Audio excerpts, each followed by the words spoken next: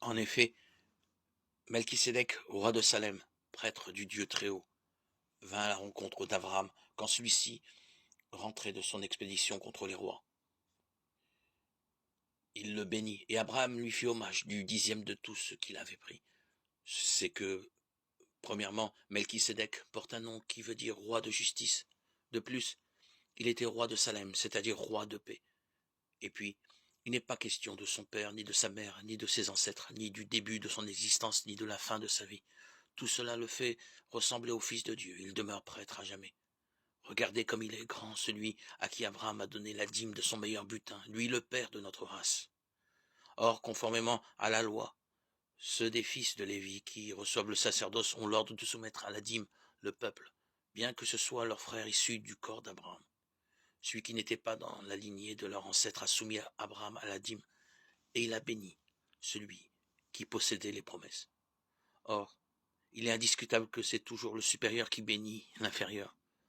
D'ordinaire, ceux qui perçoivent la dîme sont des hommes qui meurent, et là, on atteste que c'est quelqu'un qui reste en vie.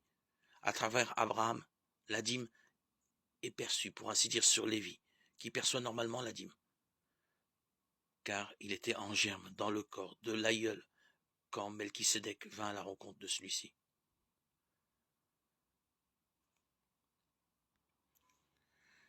S'il y avait une réalisation parfaite avec le sacerdoce lévitique sur lequel repose la législation du peuple, y aurait-il besoin que se lève un autre prêtre, selon le sacerdoce de Melchisédek et non selon le sacerdoce d'Aaron?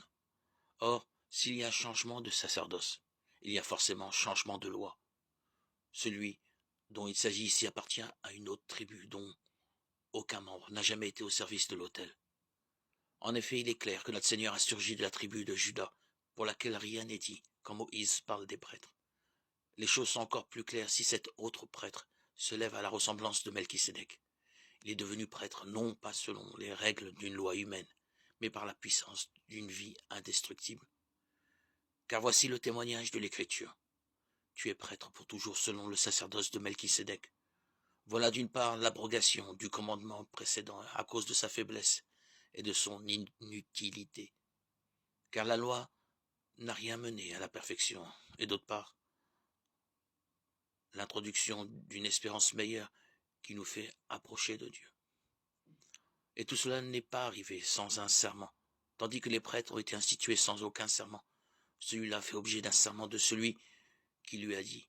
Le Seigneur l'a juré dans un serment irrévocable, tu es prêtre pour toujours. C'est bien la preuve que Jésus est devenu le garant d'une alliance meilleure. Dans l'ancienne alliance, un grand nombre de prêtres se sont succédés parce que la mort les empêchait de durer toujours. Jésus, lui, puisqu'il demeure éternellement, possède le sacerdoce qui ne passe pas. C'est pourquoi il est en mesure de sauver d'une manière définitive ceux qui s'avancent vers Dieu grâce à lui, car il vit pour toujours, afin d'intercéder en leur faveur. C'était bien le grand prêtre qu'il nous fallait, saint, sans tache, sans aucune faute, séparé maintenant des pécheurs. Il est désormais plus haut que les cieux. Il n'a pas besoin, comme les autres grands prêtres, d'offrir chaque jour des sacrifices. D'abord pour ses péchés personnels, puis pour ceux du peuple. Cela, il l'a fait une fois pour toutes, en s'offrant lui-même. Dans la loi de Moïse, ce sont des hommes remplis de faiblesse qui sont désignés comme grands prêtres.